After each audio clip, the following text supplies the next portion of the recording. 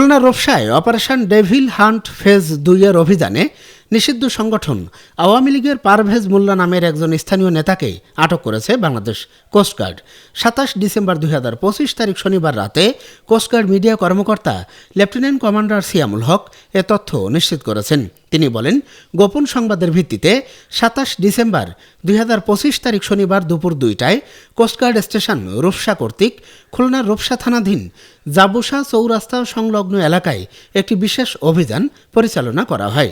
অভিযান চলাকালীন উক্ত এলাকা হতে পারভেজ মোল্লাকে আটক করা হয়। জানা যায়, পারভেজ মোল্লা নিষিদ্ধ সংগঠন আওয়ামী লীগের একজন স্থানীয় সক্রিয় নেতা।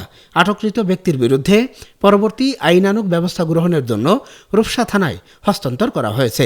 তিনি আরও বলেন, দেশের আইনশৃঙ্খলা পরিস্থিতি স্থিতিশীল রাখতে কোস্টগার্ড ভবিষ্যতে এ ধরনের অভিযান অব্যাহত রাখবে।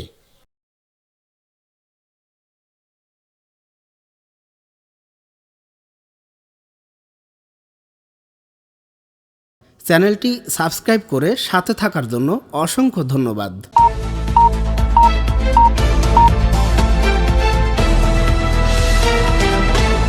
৪৮ বাংলা টিভি, বাংলা ও বাঙালির কথা বলে।